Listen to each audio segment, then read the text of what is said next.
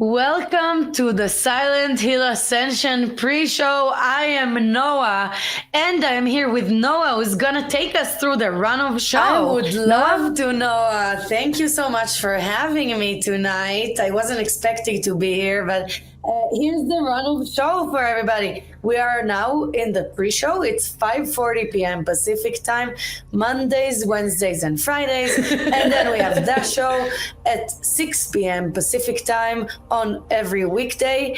And the post-show right after on Mondays, Wednesdays, and Fridays. Noah, take it away.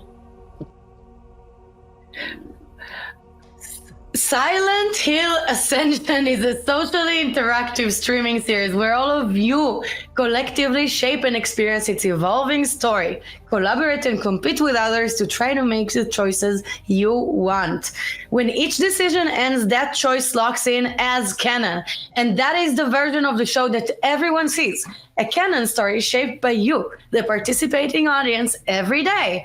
So, let's throw to our setup scene here. After Neil's attempt to betray her, Britt tells herself to deal with them. Production, please roll it.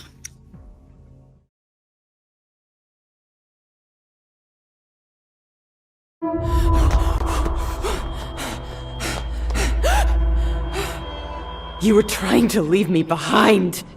No, it's Nils. They tried to kill me. Can you hear them? The voices? They're coming for me! For us! What do you want from me? I want you to stay with me. You can make them go away.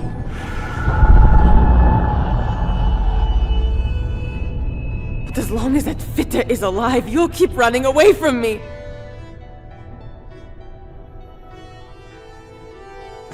What am I supposed to do with this? Make Nils go away too.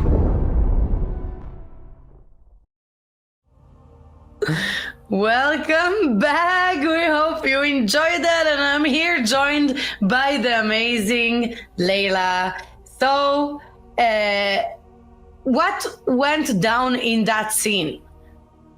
Man, oh man, looks like British is really on one, right? British is really looking at getting some revenge for what happened with Nils's betrayal there.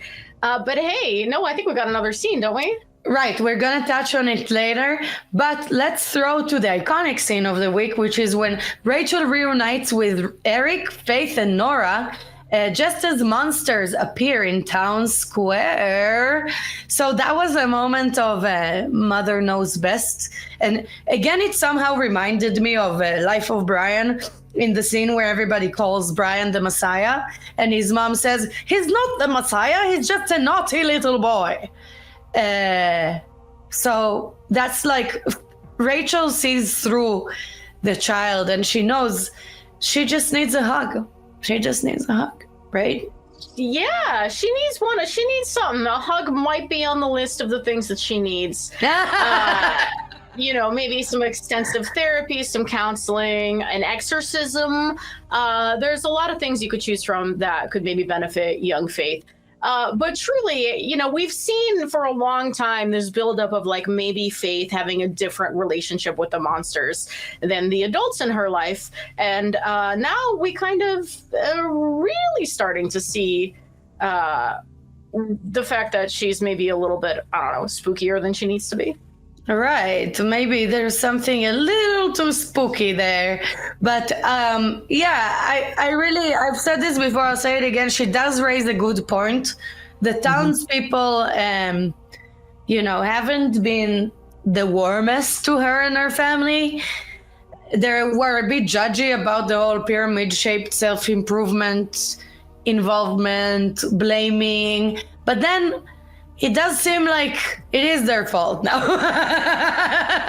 Yeah, there is an element of like shared fault that is coming together here a little teeny tiny bit. But it also feels like, and we haven't learned too much about this yet, but it also feels like there is maybe something that we're missing a piece of information that is making folks a little bit uncomfortable with not only with just like the past of Hope's Junction, you know what I mean? Like there's some underlying tension behind Toby, behind his relationship with Eric, behind what's going on with the Hernandez family and the Foundation and all of it. There's something we're like missing.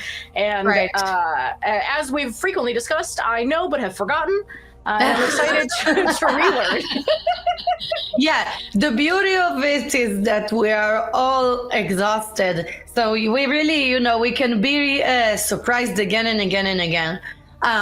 But yeah, Faith is definitely has a different connection to the monsters than the rest of them do. And it was powerful to see that she was like, before that, she was like, I'm not scared. I'm going to take care of this, Daddy. And then when Rachel was like, Faith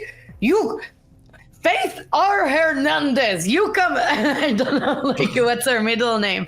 But she was like, you come down. And then she was like, Mom, I'm scared. Like, I want to go home. All of a sudden, they bond again together. Rachel is not afraid of her daughter. But pardon me. Let's look at the decision closing today. Production, can you show us the graphic? And Layla, would you do us the honors? I would love to do the honors. So Thanks. Today we are closing How Will Britt Handle Nils's Betrayal? This is a fate decision, but again, we have hidden which decision corresponds with which, and we are automatically scrambling our slide, so we don't even know. We got forgive them, overdose them, or don't forgive them. Listen, there's Yeah. what range? Yeah, these are viable options. Well, the interesting thing about forgiveness is that it's very, very difficult to forgive. It is. To some more than others. But actually, when you're forgiving, you are relieved from the hurt in a way. Now, I'm not saying I'm not a big person here. I don't know how to let go of anger. Trust me, Layla, you know I don't know how to let go of anger. But Listen, you and I, we are creatures cut from very similar cloths. It is to listen, to forgive is divine, and we're like close to gods, but we're not like quite there. Mama loves a grudge every once in a while. Right, and the gods might not be the heavenly ones, they might be the dark lords, but we don't know. But anyway, forgiveness is like, I get the merit of forgiveness because really it will free Brit, and I'm sure as part of her recovery program, it would also help. Now, I'm sure that a recovery program wouldn't recommend that she overdose them. Perhaps. I don't I don't know. Like, this is the thing, Layla. Like, there's a cycle of hate here, right? There's a cycle of hate and violence, and it's interesting. I'm watching our like chat highlights cycle through at the bottom of the screen here. We've got a lot of differing opinions on whether or not we should forgive and let go and have Britt free herself from this, or if maybe Nils doing this was a little bit of a bridge too far. And if we go look at what's winning on the actual decision page, it's pretty close across the board. It's 35% for don't forgive, 28% for overdose, and 37% for forgive. So, what? It's looking like we're keeping grudges here. And you know Maybe. what? That's on brand. That's on brand. we like to harbor things and gobble them up and eat it. Yeah. I see that Cougar72 here says Nils needs to go. Well, we gotta remember though, like Layla, right? Nils also has been through a lot. Nils takes every opportunity to remind us that they have been through a lot, and as a person who loves to complain, I respect that. Yes. But I suppose we'll see in just a couple minutes. We'll see if we got a rally going on Don't Forgive Them. So who's to say? And now I believe we're going over to Pennsylvania. So production, if you wouldn't mind. Yeah, Leila, can you take us through our cold, foggy Pennsylvania, which, by the way, you just visited? Yes, I was recently in Pennsylvania over the weekend, and I actually have some photos that I meant to post in our internal work chat where the buildings do look like the Foundation building, like Pennsylvania brownstone's very real.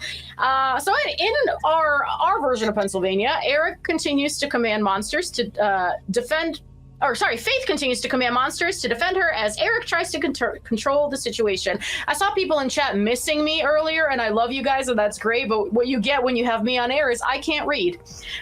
Rachel tries to stop Faith from commanding the monsters to attack the people in town. Meep. There's the situation in Pennsylvania is deteriorating rapidly, Noah. Right, but you know what I actually feel, because I needed that hug, you know. I needed that loving motherly embrace, and for me it actually feels good in a way, because I feel like finally Faith for so long she couldn't be bothered with her mother. She'd be like, ew, like gross, like, go away. And now she's like, you know, she's letting her in again. So on one hand, we see the kind of all hell breaking loose and the monsters oozing out, the monstrosity oozing out. But on the other hand, you see her kind of rebonding with her mother. And it leaves me wondering, maybe it will lead to some kind of maybe positive development. I don't know. Maybe this is a low that we hit before we go to like a high, you know, in their relationship. Sometimes you need that contrast. You need to hit rock bottom to know where to go next. Right. And as you know, in Silent Hill, there's always a happy ending. It's all about the you know, sugary storylines, romance, love. So, you know, the happy ever after will come. Just absolutely, that is what Silent Hill is absolutely known for. Saccharine, beautiful, romantic, sweeping. I'm so excited for us to join that storied tradition of warm, beautiful endings. I am seeing a lot of people in chat talk about a field trip to Norway, and y'all reminded me, Truda didn't get a chance to say this when I spoke to her, technically on Tuesday, but for you guys on Friday. If for some reason you guys are in Norway, she is in a Norwegian production of Little Shop of Horrors currently. So we love Little Shop of Horrors. Absolutely. But yeah, I'm sure we would all love to go visit our wonderful Trude. She was really a great interview. It was really, Leila, you slayed. You absolutely slayed. But speaking of Norway, let's look at the story so far we had in Norway. Production, can you please show that up on screen?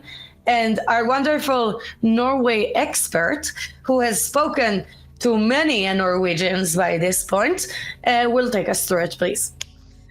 Yeah, we multiplied Truda. So when Astrid wakes up back at the farm without Orson, she recounts what he's most afraid of. Nils and Britt go to the docks, but find people searching for a boat too. They work together to distract them. And then, after Nils' attempt to betray her, Britt tells herself to deal with him. Right. And boy, what the options once again being forgive him, don't forgive him, or overdose him. There's a spectrum. Cow. Yeah. There is. And the spectrum goes there's a lot. Well, you know, that's so Brit. As we like to say, but no, that was like a fun Brit or other Brit, kind of scaring the bejesus out of our you know, Brit, so Brit so far. And I don't know, she does make a compelling case, other Brit. I feel like it's a trap, man. It's like it's the same voices that almost had Brit drinking a few weeks ago, I think.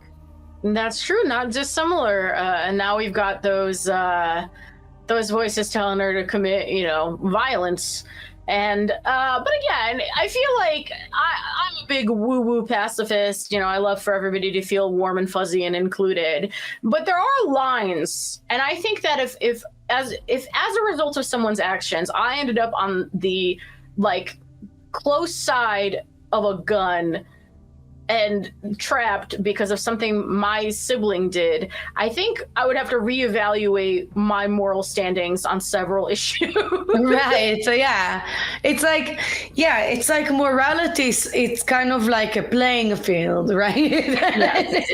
And it's if you're already in the very shaky playing field of morality, then you might as well, you can't be the only one being like all moral and stuff. Like that's lame. You gotta go with the flow, with the shaky grounds. But yeah, I feel like there is a lot of like weaponizing of trauma here in this town. And it's kind of, the thing is that more violence will not repair what was.